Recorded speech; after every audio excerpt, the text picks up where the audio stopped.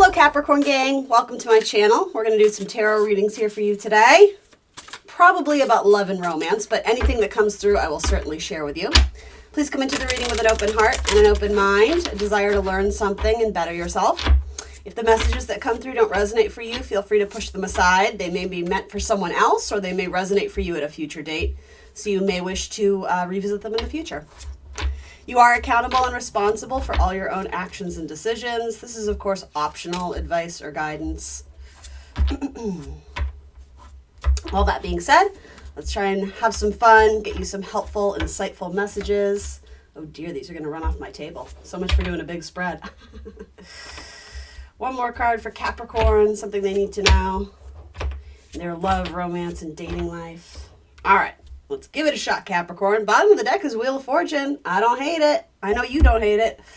All right, let's look at these cards. So, Eight of Swords. It feels like you're being put in an awkward position.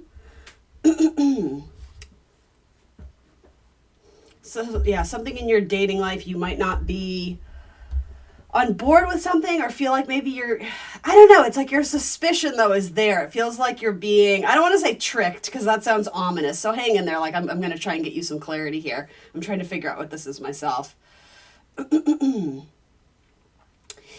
For some of you, it feels like you're having to fight a battle on behalf of the two of you. And I don't know what this has to do with exactly, but there's a reason why you're more or less holding the sword, if you will, in metaphor, right? It's like fighting on behalf of someone. I don't know if it's your children or your partner, or maybe if for some of you, you might just be meeting up with a lawyer, but for some reason, like the responsibility of that is kind of on you to represent the both of you. That's not where the trickery energy comes in. That was kind of another message. Others of you, it's like your partner needs to step up and do something, and they're too nervous or scared or afraid or self-conscious. And so you find yourself doing it even though you feel like you're out of your depths. For some of you, it almost seems like this rash decision of, okay, fine, I'll just do it myself then. But then you start to do it yourself and you're like, oh gosh, I am definitely out of my depths. And actually, it doesn't even have to be for contracts. It could be something like house repairs too, or something you guys are trying to do together where, you know, the outcome seems really, well, and here's what I'm going to say. The finished product, so to say, if you will, is very enticing and intriguing, but their sort of fear around initiating or starting a project or doing something, or again, for some of you, it's like speaking up to someone. It could even be issues with like a neighbor or a boss or a family dynamic. Yeah, it's like it's delaying it and you just have no time for it. You're being super, I don't know if you're being impatient or your partner is really being too passive and again, not standing their ground. But then once you're kind of in this conversation or in this project on your own, you're kind of like, okay, I regret this a little bit. And here's the thing, I think eventually you're actually going to own up to that.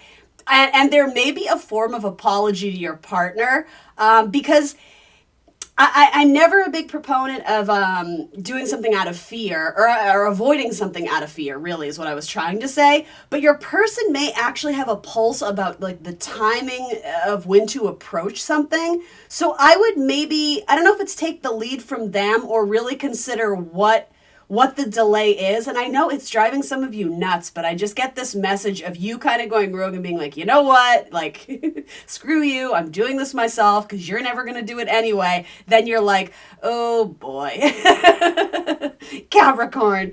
I don't know, with the Wheel of Fortune, it's like, I'm sort of hearing like all is well that ends well. Like, it's not like you're going to do serious damage, but for some of you, especially if it's like a house repair project, like you don't know the first thing about plumbing, but you're just like, you know what, like I'm gonna fix the pipe myself and I'm gonna go in and change this up and whatever, and then you're just like, I have no idea what I'm doing and now everything's leaking. It's that type of situation. So put that in context of a relationship too. I don't know what that would be in terms of you trying to like quote unquote fix a relationship on your own, because I mean it takes two to tango, right? Also, addressing an issue with their family, particularly a sibling. I feel like this is where like the trickster energy comes in. It might be on your part. This idea of if your person is having an issue with a sibling and there's a lot of like passive aggressive things going back and forth or silent treatment, you may be the one to like think you're doing this noble deed and be like, you guys are being immature and you just need to figure this out. So you may text this person or call this person up, and by the person I mean like the sibling, the other person involved here, and it actually just ends up making it even messier, because then it's like they text your partner and they're like, hey, why is your wife, your boyfriend, your girlfriend texting me like, this is an A-B conversation. They need to see themselves out, right? Something like that. I don't know. And I hate to tell you this, Capricorn, because it feels so like second grade, but it's kind of like mind your business a little bit.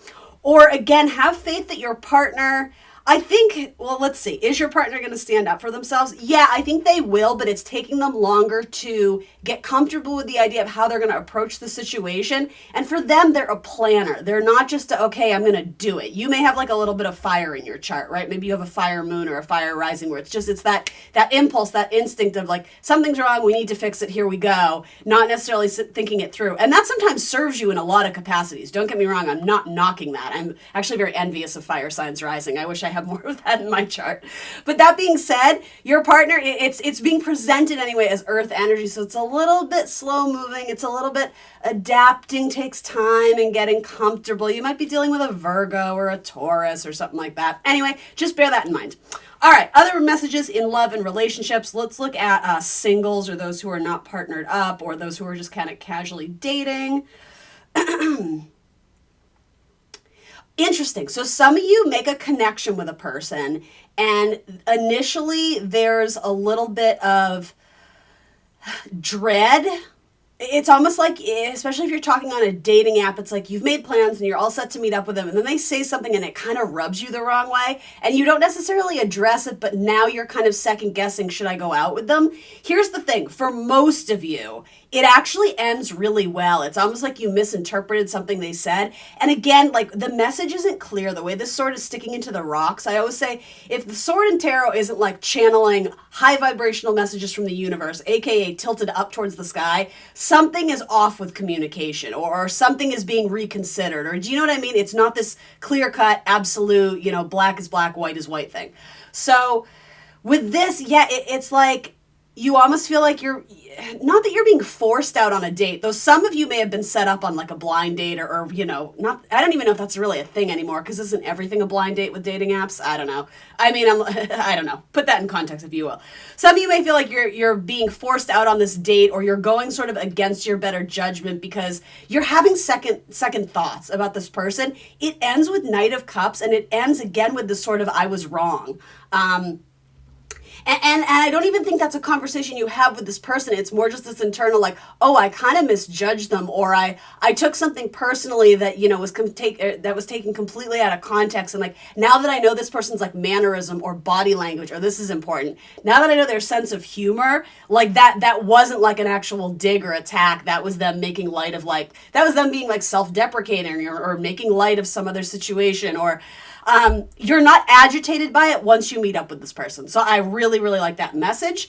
Again, others of you may be fixed up with a person, and initially you're like, I'm ready to get back out there. I want to date. And your friend's like, oh my God, I know this great person. Like, I'm going to match you guys up.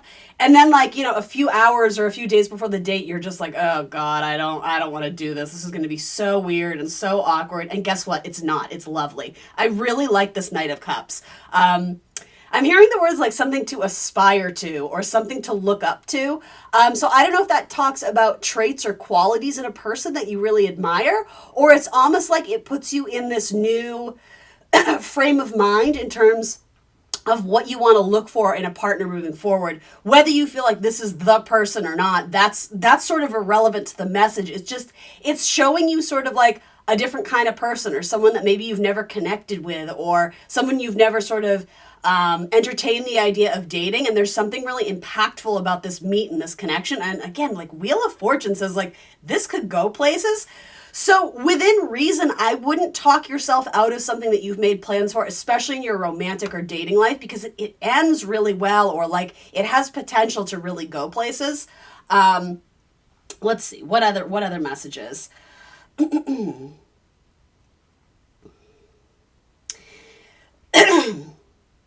For others of you, if you're dealing with a fire sign, if you're going to connect with one in the future, or you're connecting with one now and you're feeling very confused and uncertain and left in the dark, it's very likely that this person is getting over some sort of major wound or issue in their personal life. It could be that they're grieving the loss of a parent, or it could possibly be an ex. They also may have recently lost a pet or like an animal that they were super close to. And so, like, as crazy as that sounds, because you wouldn't think that would necessarily affect or impact their dating life, it actually does. Like, in some ways, this person is very, very sensitive, even though you might never know it to look at them. And they don't necessarily like to open up and share their feelings and what they're going through. So it's almost like they're meeting up with you to take their mind off of, the grief or the pain or the loss, or distract them from, like, the lower vibrational depressive energy they're experiencing.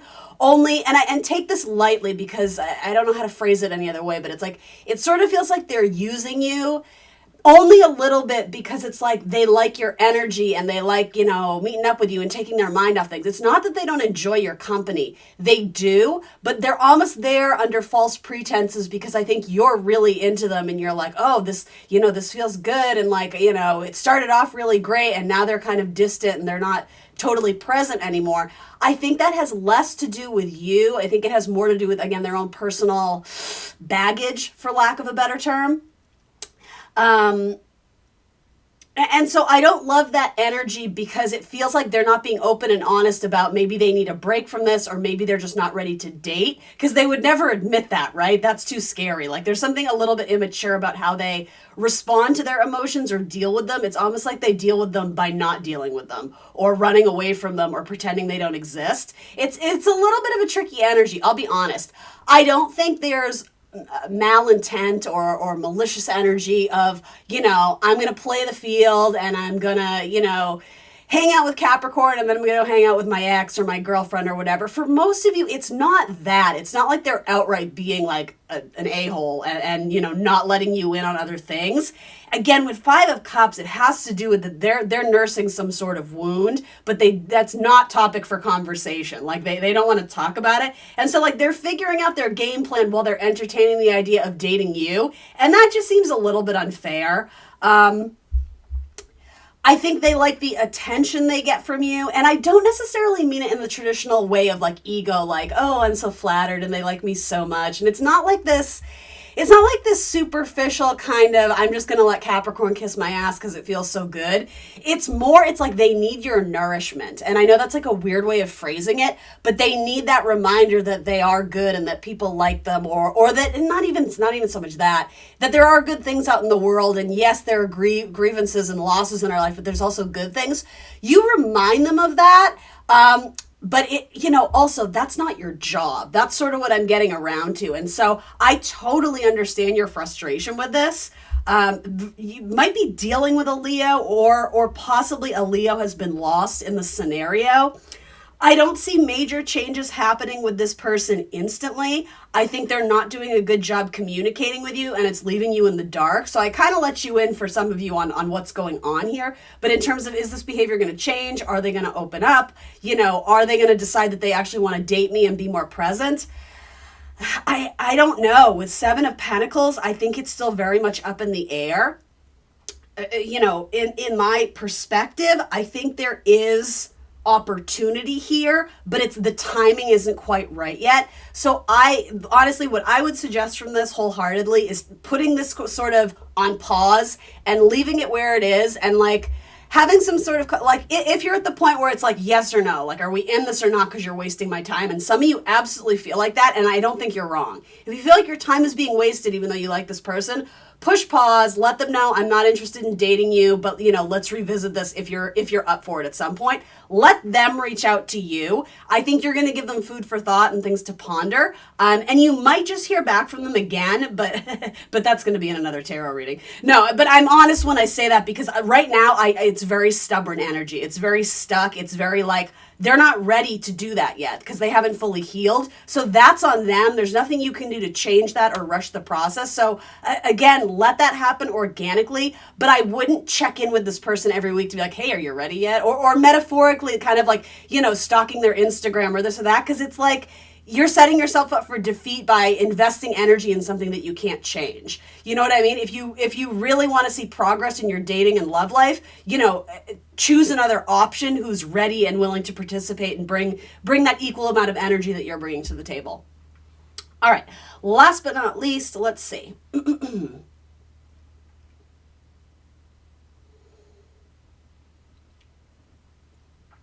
So I also see a storyline here, and these are kind of 3 different storylines I've given you, but 3 or 4. I do also see some potential energy of someone who, again, is kind of like hanging out with you, Capricorn, but they also might be married. This might be someone at work that's very, very flirtatious too, and I don't necessarily even know if this is planned, but you guys may like go out for drinks with coworkers or whatever. Like there's some sort of like get together on the weekend, or there's some sort of like trip or getaway. So like some sort of event at work where maybe there's like some travel and staying overnight in hotels. And I don't know, there could potentially be some like really flirtatious energy of someone who's like giving their cup to multiple people. I'll put it that way. It seems a little bit like they're in a marriage that's very exhausted and tired, and it's like a passionless marriage. And so I feel like this person is very flirty with you and they enjoy your company. But again, I would be careful with that because they don't look like they're actually free to be with someone else. I mean, depending on where you stand with that, right? I just don't love that energy. So that's one message. That might involve a Pisces, a Virgo, maybe a Gemini. It doesn't really matter the sign, and the thing is, I feel like you kind of already know that they have a person. I don't think they like to come out and say it or talk about it because they want to give the illusion that they're free. They're like a free agent, right? And I also think they're a little bit ashamed. And again, they would never admit this, that their marriage has kind of fallen apart, but it's almost like they don't have the courage or the bravery to fix it and address it, or the courage or bravery to break off from this person that they no longer love, because they may come from a very traditional family or have a very traditional set of values, and yet, like, again, their eyes are wandering. So I don't love that. I just got to be honest. So yeah, be cautious and careful with that. All right, Capricorn, that's what I got for you. Please remember to like the video, subscribe to my channel, book a personal reading if you like. Thanks for tuning in, and I will see you very soon for more tarot. Bye, guys.